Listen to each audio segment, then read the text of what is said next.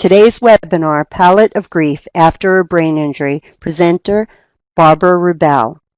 If you want to learn about grief reactions after a brain injury, factors that influence the grieving process, and how to make meaning of brain injury while building your resilience, this program is for you. We are honored today to have Barbara Rubel present today's webinar on grief. Barbara Rubel is a nationally recognized keynote speaker and trainer on managing life's challenges. She is the author of But I Didn't Say Goodbye, Helping Children and Families After a Suicide, and the course book, Death, Dying, and Bereavement, Providing Compassion During a Time of Need. Our speaker is the co-author of the Department of Justice Office for Victims of Crime Training Curriculum, Compassion Fatigue. She is also a contributing writer in several books and was featured in the Emmy Award-winning documentary, Fatal Mistakes. Barbara was a hospice bereavement coordinator, bereavement group facilitator, and teacher at Brooklyn College. Currently, she's a consultant with the Department of Justice, Office for Victims of Crime. Barbara received a BS in psychology and master's in community health from Brooklyn College. As a certified bereavement specialist and board-certified expert in traumatic stress, her programs help communities cope with tragedy strikes. Today, Barbara will be speaking on the grief process in relation to non-death related loss, such as brain injury. If you're interested in learning more about grief after a brain injury and managing your reactions, this webinar is for you. So with no further delay, please welcome Barbara Rubel. Thank you so much. Pleasure to be here. Pleasure to be here. Let's look at our agenda for today. The agenda is broken down into 3 modules. Module 1 is about the palette of grief. Module 2 are factors that influence brain injury-related grief. And Module 3 is about the fabulous principle. I want you to keep in mind those things that you personally want to learn today. I want you to get the most value of your time, so follow along with the PowerPoints. Why are we here? We're going to identify possible grief reactions after a brain injury, describe determinants that influence grief after a brain injury, and then we'll list 8 fabulous ways to build your resilience after a brain injury. So perhaps you're asking, what's in it for me? This webinar is for you if you've experienced a brain injury and want to learn more about the grief process. This webinar is for you if you want to provide support in the aftermath of a brain injury and want to learn what influences grief. This webinar is for you if you feel that you always have something new to learn. If you answered yes to any of these questions, this webinar is exactly for you. I want you to walk away with tools and strategies to manage your grief. So in the beginning of most webinars, people ask, what's in it for me? Well, think about that. What's one thing that you want to learn today? Is it a place to listen to others about their narratives? Are you going to talk about other people's narratives, other people's stories when this is over? Are you going to share your own narrative, your own story about brain injury and grief? Is it for you personally to explore your emotional, your cognitive, physical, behavioral, spiritual reactions, or that of others in a support group? Is it that you want to learn about what impacts grief in yourself or in someone you care about? Or perhaps you want to learn ways to build your resilience, maybe even identifying your strengths, because we all know that it's our strengths that are going to keep us okay. And isn't that really what we want? We want to be okay. We want our loved ones to be okay, those who are struggling with difficult life circumstance. So let's look at your narrative, your event story. What brings you into this room? Was there a brain injury because of an attempted suicide? Personally, my father shot himself in his head while I was in the hospital awaiting the birth of my triplets. He shot himself in his brain. He did not live, but if he did, he would have lived with a traumatic brain injury. Perhaps your narrative is about a fall that a loved one had, or a traffic crash, or maybe your loved one was physically assaulted. Maybe you're a helping professional working with those who've experienced brain injuries after an accident or a sports related accident. Our narratives are what brings us to this room. So let's get started with Module 1. The first thing I want to talk about today is the palette of grief, the complexity of brain injury related grief. You know, society perhaps does not recognize that you're experiencing grief because your loved one is still alive. And I'm here to tell you that grief reactions occur after a death and after a non-death related loss, such as a brain injury. Let's first look at our emotional reactions. You might have all of these that I'm going to explore today, or you might only have one. There is no right or wrong way to grieve. You might experience painful longing for the person that was and that is no longer there. Loneliness, because although he or she is in the room, that person is not the same. You might feel guilt for something you did or didn't do, an overwhelming sadness, perhaps anger or searching for a culprit. So many of us want to blame someone for what happened. You might be annoyed or feel despair or gloominess. There's also feelings of helplessness, which could lead to suicide ideation. You might feel outraged or torn between your beliefs. Or maybe you are so worried about the situation. It's not only emotional reactions, there's also cognitive reactions. Perhaps you question why. You can never let go of that question. Why did this happen to my loved one? Maybe you're preoccupied with reconstructing what happened. There might be intrusive thoughts, flashbacks, nightmares, and you might ruminate, which is basically just keep thinking about it over and over and over again about the circumstances of the brain injury with self-condemning thoughts. And you wonder how you could have prevented it from happening. Perhaps you're trouble because you can't accept the reality that it occurred. Other cognitive reactions include only seeing the negative, and perhaps you don't feel safe. This happened to one person in your family, who's to say it won't happen again? There's a sense of unreality because you do not believe that it happened. Now, let's focus on other reactions, behavioral reactions. You might be experiencing silence and withdrawal from those who really care about you.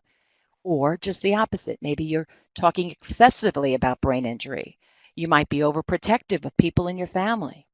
Self-destructive. Maybe you're using drugs and alcohol, self-medicating. Compulsivity can be a problem. Maybe you're gambling too much, overeating, over-exercising, and the relationships are struggling. You're becoming argumentative with your loved ones or in the workplace, and you're experiencing outbursts. Behaviorally, you might be experiencing sleep disturbances, and when you look in the mirror, you see this strained face, and you wonder, who is that person? You're grinding your teeth at night, you mistrust others, perhaps you're even staying in bed all day, or you are just becoming aggressive, and that simply is not who you are. So now let's move on to our attention to physical reactions, because it's not just the emotional and behavioral. There are so many reactions that occur after a brain injury. Insomnia. You simply cannot sleep. You keep thinking over and over again of different scenarios. There's chest pains and headaches and backaches and muscle tension. And because of your decreased resistance to illness, you're catching cold a lot. Or even carpal tunnel syndrome. You might have digestive disturbances, or you're easily startled. Perhaps you're just exhausted. And because you're exhausted, you have slowed down. You might experience a lot of sighing, or suddenly you start sweating, or you have even trouble swallowing. It truly affects you physically. But that's not all. Now let's look at how your grief reactions can affect you spiritually. You may feel forsaken, maybe even losing your purpose in life. And your sense of purpose has changed. Maybe even your view of God has changed. Do you question the meaning of your life? Do you question why people have to suffer, why you are suffering, why your loved one is suffering, why your child may be suffering? You evaluate your beliefs and you're confused about your convictions. But many, many people need God's love more than ever, and they create rituals that help them. They may feel enlightened, or perhaps they even feel blessed. There's no right or wrong way to grieve, but you can go onto my website, griefworkcenter.com, and you can scroll down to palliative grief, and it's an exercise. I invite you to take this activity. It's only about an hour, and it's used as a springboard to talk about what happened in your life.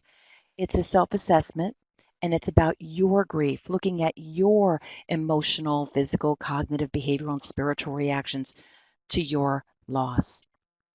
When my father died, I took care of my triplets, and after, I think they were maybe not even a week old, it was about 2 o'clock in the morning, and I was painting a watercolor painting because I was up all night with my triplets and also grieving the death of my dad by suicide. And the glass of water that held the brush, it fell on the floor, and there was water all over the place. Me, the floor, the chair, and then I looked at my beautiful flower that I was painting, and it was a mess. It was just a blend of color. And I think that's what grief is all about. Those stages or anything else, to me, it was just a blending of all these reactions together. And that's what made it so confusing. So, all things considered, I think grief is a unique process and is very real after a death-related loss, as in my case, or a non-death-related loss, because loss and loss is painful. So the second thing I want to talk about today are the influences, that the factors, the things that impact brain injury related grief. So first, let's look at manner and type. Manner is whether it's natural or unnatural. Was it a heart attack because of lack of oxygen, or was it unnatural? Also, was it intentional? Was it perhaps an attempted suicide or a homicide, or unintentional if it was an auto accident? The type of situation occurs too. We have to look at the nature of the injury. What caused the brain injury to happen? Was it fall, sports related? Was it shaken baby syndrome? So manner and type also leads to sudden and preventable. These things will influence how you grieve. Was it unanticipated? Did it come without warning? Or was it avoidable, as in a firearm, an alcohol related car crash? Because these are the things that make blame and culpability. Furthermore, responsibility and accountability influence grief. The distribution of responsibility for brain injury can be on more than one person. Accountability. Who's the responsible agent? What if a husband demands that his wife play Russian roulette and she pulls the trigger? Responsibility, accountability will affect your story. And it's all about your story. It's all about your narrative and your reality. In addition, you might be experiencing ambiguous loss. That's a major influence. Your loved one is physically present, but psychologically absent. For example, you may say, am I a spouse or a stranger? There's relationship confusion after a brain injury, and you are left immobile because the situation is totally confusing. Likewise, psychological proximity is a determinant of grief. It's about your relationship, your connection, your bond that you shared with your loved one. These shared experiences create your story. How dependent were you on that person? How dependent was that person on you? The quality of the relationship will affect how you grieve. Did you have many conflicts? Were you ambivalent? Were you close? Did you hate each other? Did you love each other? Or did you simply just like each other? You know, when negative feelings toward the person is in the same amount as positive feelings, that will influence how you grieve. Similarly, age and untimeliness are determinants, and they will determine how you grieve after a brain injury. Take age, for instance. Brain injury can occur at any point in the lifespan, but untimeliness is when that person has yet to meet their full potential. As an example, brain injury occurs a week before graduating from high school, or it occurs in a car crash on the way to their wedding, or perhaps when a woman is delivering her first child. Age and untimeliness will affect how you respond to your loss. And it's a major loss, but again, it is a non-death related loss. And even though it's a non-death related loss, you are experiencing grief because grief is the reaction to a loss. Because you are bereaved, you are robbed of someone, you are robbed of what that person used to be because the brain injury has changed that person in your life. Another influence is historical background. How you handled your past losses and whether they were resolved will impact your current grief. And also the age and support you had at that time will, of course, influence how you're responding to the grief at this time. In fact, you have an individual coping style. It determines your reaction because you are born with a particular temperament that's different than anybody else. And you repeat your childhood coping styles into adulthood, into right now, listening to this webinar. Your temperament that you had as a child is still the same temperament you have right now. So think for a moment. Do you have a positive coping style? Do you reframe your problems? Do you have a positive attitude? Are you spiritual? Do you accept support? Or perhaps you have an avoidance coping style. You problem solve through avoidance. You blame, you deny, and perhaps you even self-medicate through alcohol or drugs. Also, what's your grief style? That's a major determinant of how you will grieve, right? There are two patterns of expression, intuitive and instrumental. Now, intuitive, those feelings expressed mirror your inner experience. So you might be confused and exhausted, but intuitive is when you really emote, you cry, you share. It's shown to those around you through your tears and the way you express what you're feeling. Instrumental, on the other half, are thinkers. They problem solve. Thinking is predominant over feelings. Instrumental grievers are reluctant to talk about their feelings. Their emotional expression is done mostly in private. And for men, they usually tell me that they grieve in the car or they grieve in the shower. But what research shows is that most of us have a blended grieving style. And I think that makes a lot of sense. Incidentally, gender will influence the way you grieve after a brain injury. But what the research shows is that emotionally we are more similar than we are different. Women are more expressive in their grief, and men are socialized to manage instrumental tasks. They're action oriented. They might even have a public image of strength to shield their wives and kids and avoid seeking help when conditioned to show grief as not being masculine. You know, as an example, in my suicide survivor support group, a husband and wife were there because their daughter killed herself. And the wife, when we went around round robin, she said, "Mom, I'm here because my daughter died." And when the husband's turn came, he said, "I'm here to support my wife." And I think that speaks volumes. Also, psychiatric issues will get in the way of your grief and influence how you're reacting to a brain injury. Psychiatric illness can impact your grief, so mental illness, alcohol abuse, if you're OCD. Besides psychiatric issues, there's stability of life. How secure are you in life? How established? Are you maintaining your relationships and ties to the community? Are you handling transitions in a work-life blend? Your stability will have a real issue in regard to your grief. Furthermore, concurrent stressors. So there's so much here. It's not just you're reacting to what happened, but there are so many influences that will be truly impacting how you respond. So the concurrent stressors can be physical, mental, environmental. They could be relationships and job stressors and even possessions. Let's say your car is broken or your computer's not working.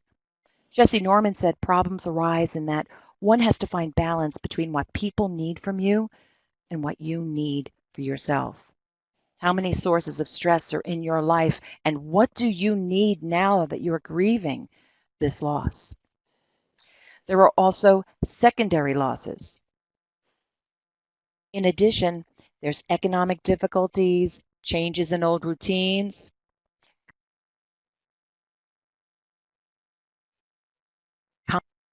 confidant or sexual partner. If your confidant is no longer there, that's going to affect how you grieve. Likewise, religion, spirituality, culture.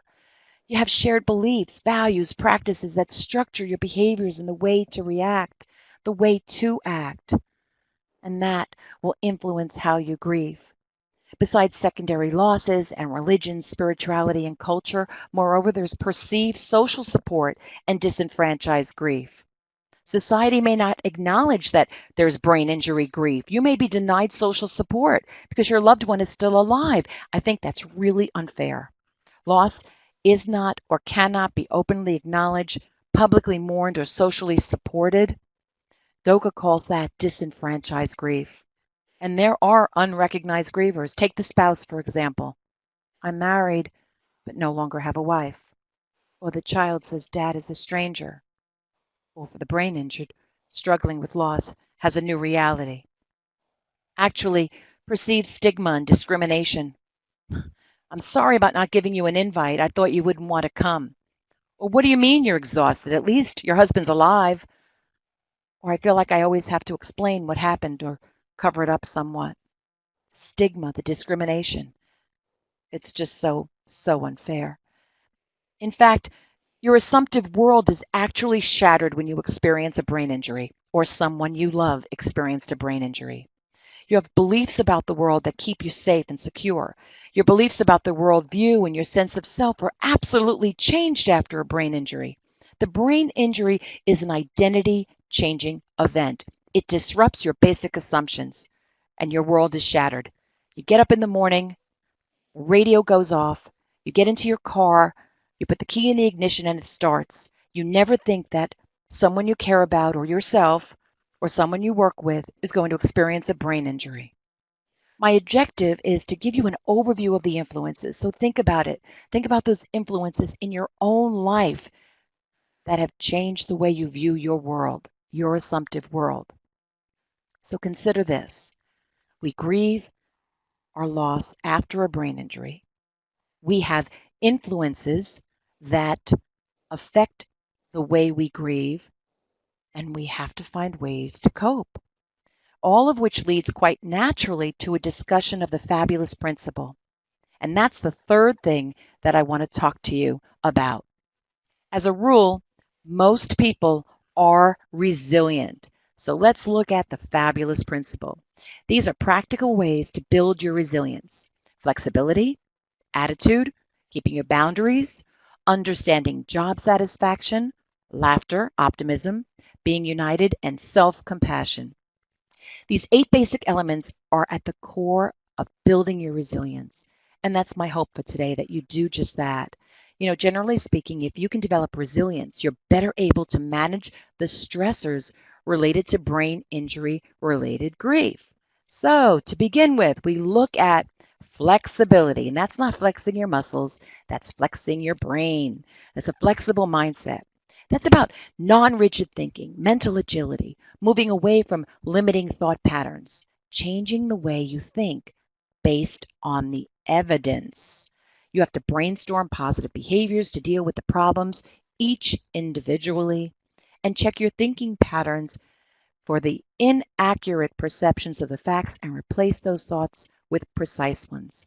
It's about thinking about rethinking about the way you think. Sounds a little confusing, but it's not.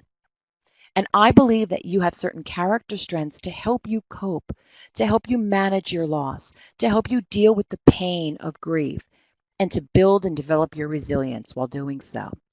So we can put your strengths into practice to be flexible as you grieve. So we have curiosity, creativity, and love of learning. 3 great strengths. Now, strengths can be used to address your life challenges, right? So do you consider being curiosity, exploring ways to heal as your greatest strength? Or perhaps you are imaginative and that's your greatest strength? For me personally, I think I got through my dad's suicide because I have a love of learning. I want and need to learn new things. So I got involved with ADEC, the Association for Death Education and Counseling. I read as much as I can with research. I go to workshops. I am very involved with others who've experienced similar losses. I have a love of learning, and that's my strength that helps me deal with my grief. So which quality most defines you? How are you coping with what's going on in your own personal life? I invite you to go to my website and read an article I just wrote for Sybil Magazine. It's called Turn Rigid Thinking into a Growth Mindset. You know, William James said, the greatest weapon against stress is our ability to choose one thought over another. I believe that quote to be true because you create your mindset even as you're listening to me speak today. You're creating a mindset on how you're going to manage your story. The second part of the fabulous principle is attitude. It's your take on brain injury. Do you have a positive, negative, or neutral take? It's based on your life circumstances all through your life. Dennis Brown said, the only difference between a good day and a bad day is your attitude. So what's your day like? You know, a positive attitude helps us adapt to fit changing circumstances, right? And it to help us adjust to the situations positively. Do you have a positive attitude right now? What is your attitude? What's your take on this webinar? What's your take on learning about coping with grief after a brain injury? And what are your strengths to cope with this and using a positive attitude to do just that? How do you apply your strengths to have a positive attitude? I listed 3 on the slide: judgment, critical thinking, perspective, and being brave. Judgment is about thinking things through, being able to change your mind. Being brave, of course, is about facing challenges and speaking up for what's right. I find that to be true for the advocates that I am so privileged to work with. For me personally, it's perspective. I consider myself wise. I have a high level of knowledge.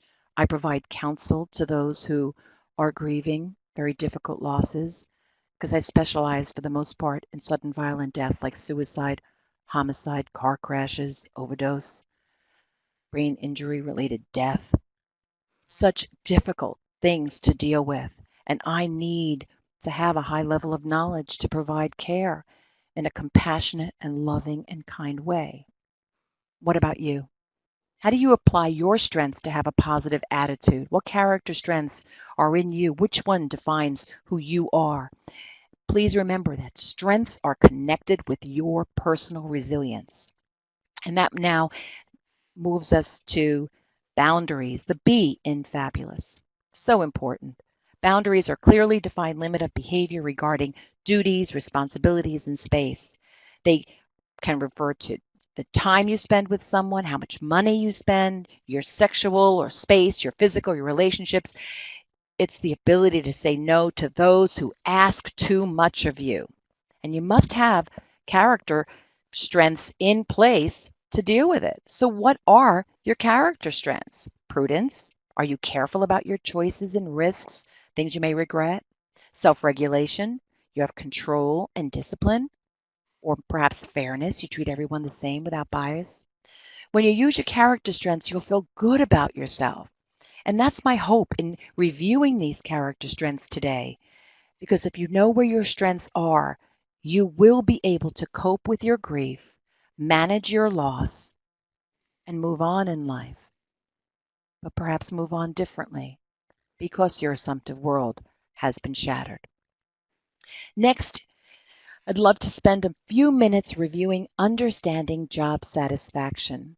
For the most part, we have to look at how professional helpers and caregivers are dealing with the brain injury. They have to use their skills and ability and like what they do to understand their job satisfaction. There really needs to be a fit between the job they're doing and their needs, goals, and desired outcome. If there isn't that fit and there isn't an engagement, you're not going to be satisfied on the job. Many who have job satisfaction while working in this field, they have a high commitment to their care, to the career, and interpersonal trust in the workplace. They really like what they are doing. And their character strengths for job satisfaction, leadership. They encourage their group while maintaining good relations. There's teamwork. They work well with the group. They're loyal. They have appreciation of beauty and excellence, and they notice and pursue wonders in everyday experience.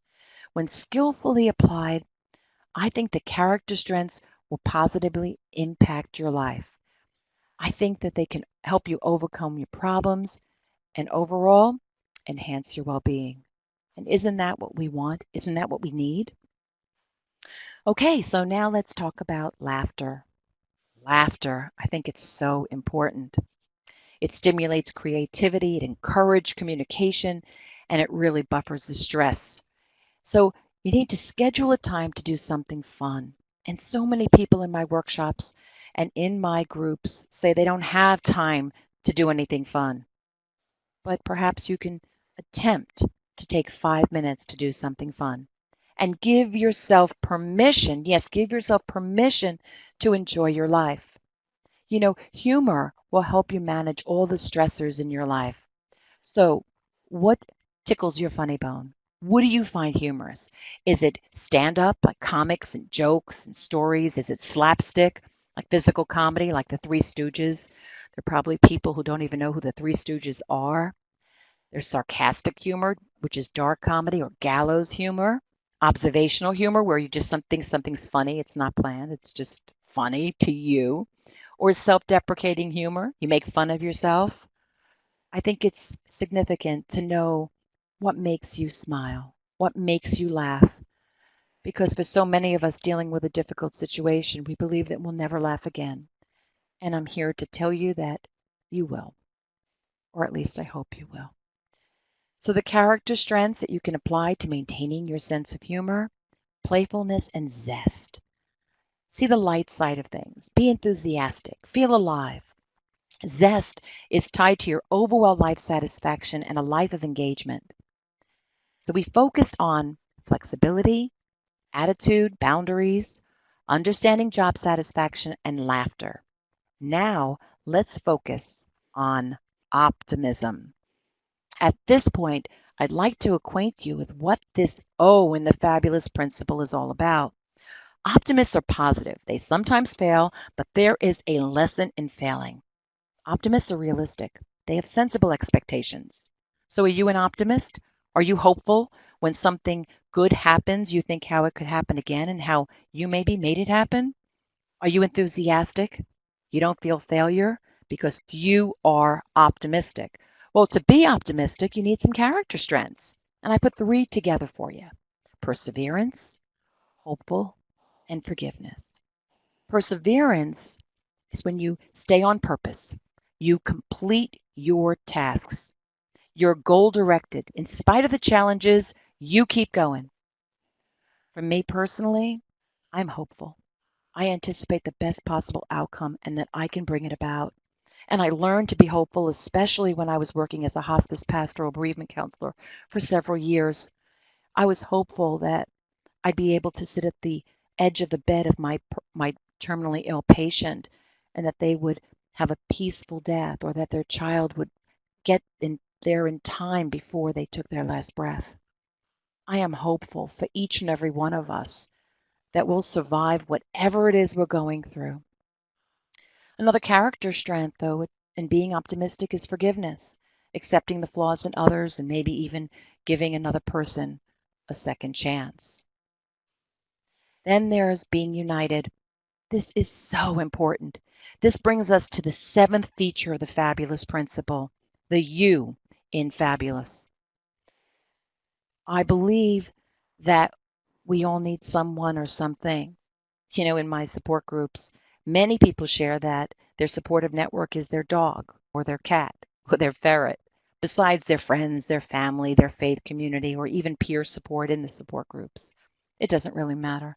Really, I believe that all that matters is who you reach out to, who that person is that helps you cope with what you're dealing with. So if we put strengths into practice in order to be united, there's honesty. You present yourself in a genuine way. Love. You value the relationships. You're close to others. For me, it's social intelligence. I want to fit in. I want to be aware of another person's feelings and their motives for showing up, perhaps in my group or attending my workshop, training, or keynote. I want to know not only their motive, but how they're feeling. so I could hopefully meet those needs. Johann Wolfgang von Goethe said, "The world is so empty, and if one thinks only of mountains and rivers and cities, but to know someone who thinks and feels with us and who, though distant, is close to us in spirit, this makes the earth for us an inhabited garden." This quote reminds me that, we're not alone. There are others who think and feel as we do. You are not alone. Today, through this webinar offered by the Brain Injury Alliance of New Jersey, we are all truly spiritually connected. Let's bring our attention at this point to the 8th and final part of the fabulous principle, self-compassion. Self-compassion. What does that mean to you? Well, self-compassion is when you extend loving kindness to yourself.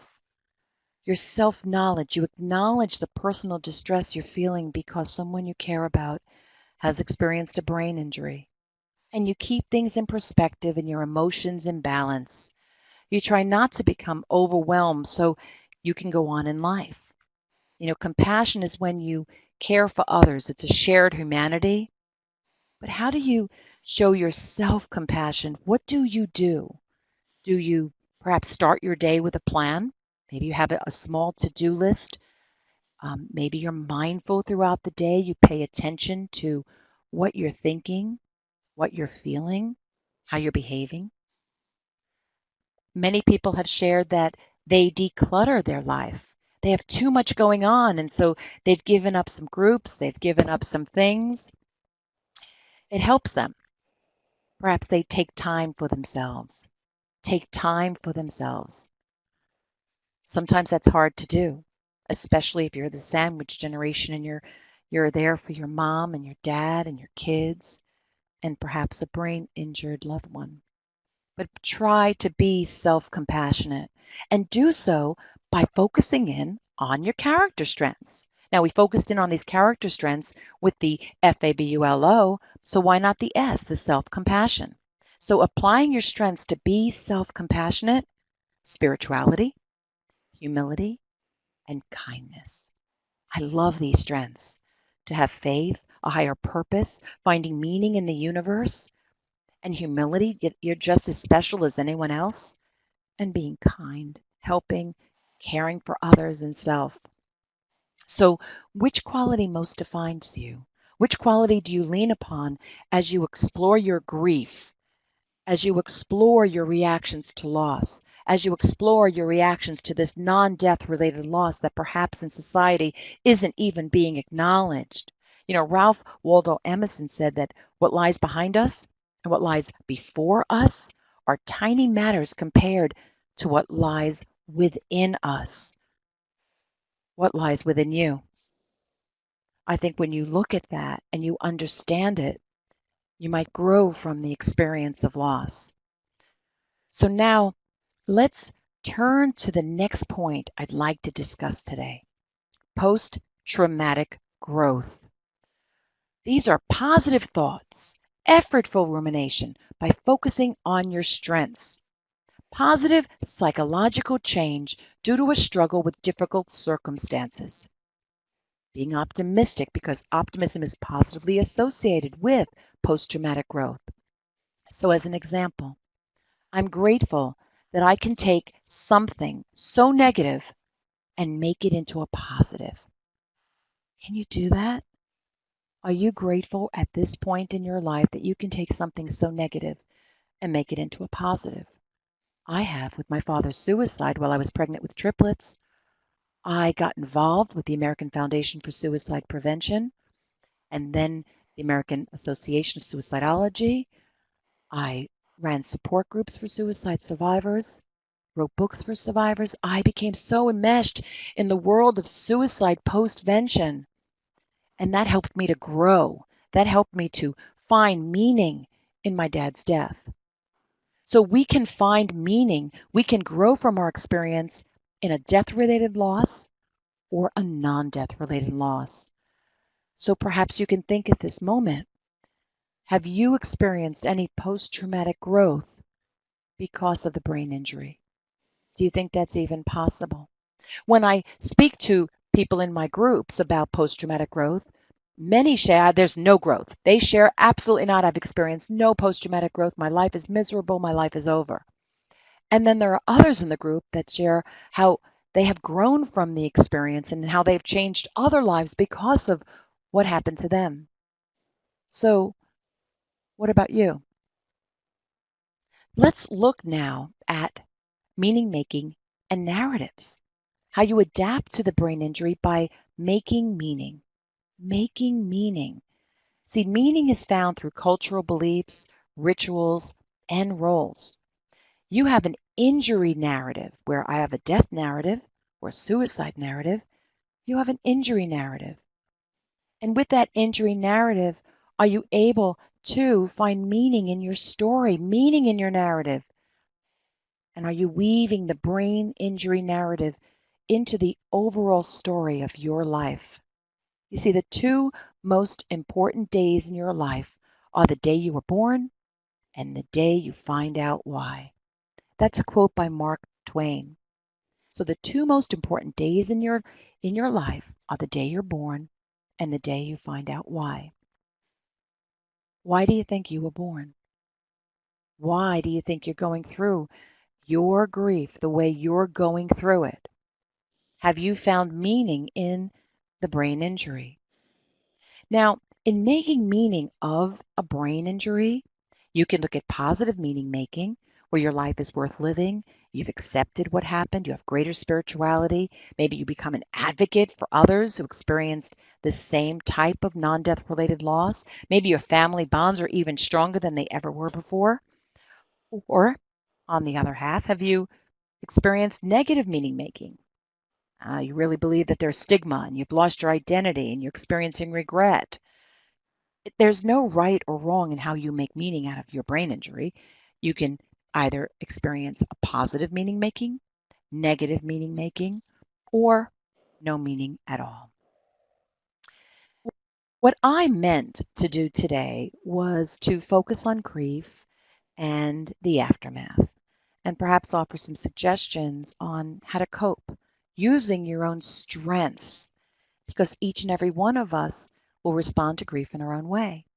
So did we meet our objectives in this 1 hour webinar? I think we did. The first one was to identify possible grief reactions after a brain injury. We described determinants that influence grief after a brain injury. And we listed 8 fabulous ways to build our resilience after a brain injury. The end of the program, we meet our objectives, but we also need to pause and appreciate that we were given the opportunity to talk about this really important topic and one that's close to my heart. So I'd like to thank the Brain Injury Alliance of New Jersey for giving me the opportunity to speak today on a topic I am so passionate about. A special thanks to Laura Jacobs, Education and Outreach Coordinator, who truly cares about those affected by brain injury. So what's the takeaway? I think that grief is a normal process after a brain injury. There are many determinants that influence the grief process. And the fabulous principle, this fabulous principle I created, suggests 8 practical ways to build your resilience while coping with grief after a brain injury. I hope this webinar has been useful, stimulating, and information hour for you.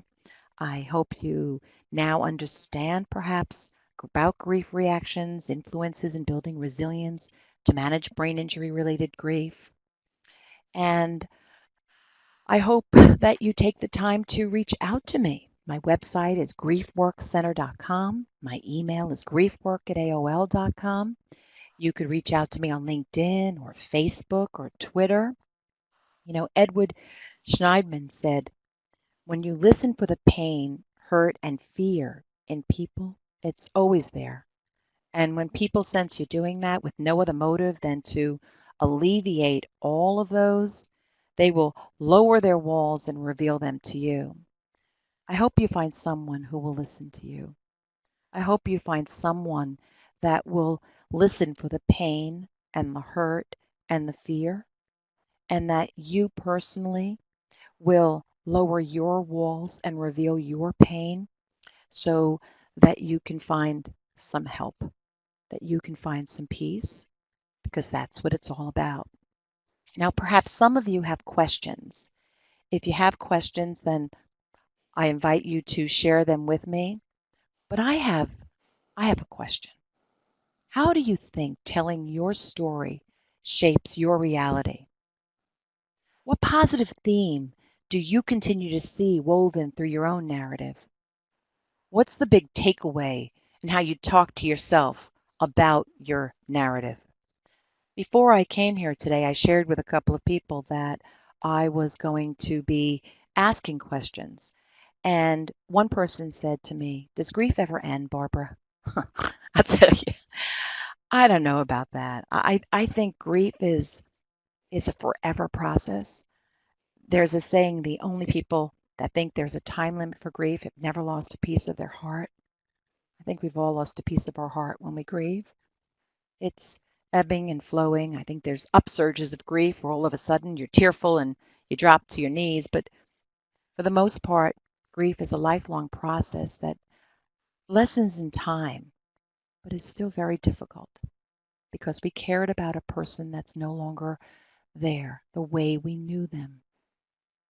Another question someone asked me is there a best way to help my friend cope with their grief? And I think what you really need to focus in on is not how you grieve and how you cope, but what do you think your friend needs? Does your friend need spiritual direction? Does your friend need a good book to read? Perhaps they can go on to Centering Corporation online and get a good book about grief. Do they need to join a support group? Do they need to know more about organizations like the Brain Injury Alliance of New Jersey? Their helpline, 1-800-669-4323. There are people out there who will help you cope with your grief, and you're not alone.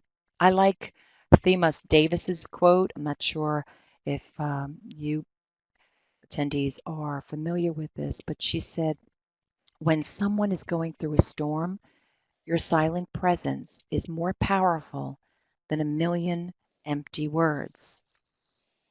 So thank you.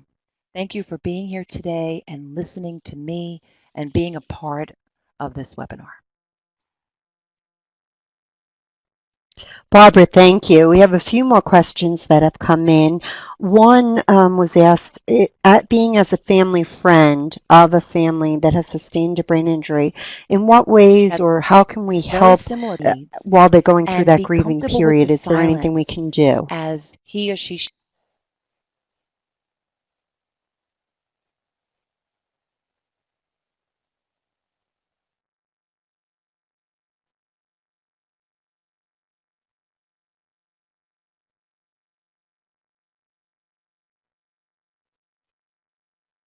shares with you.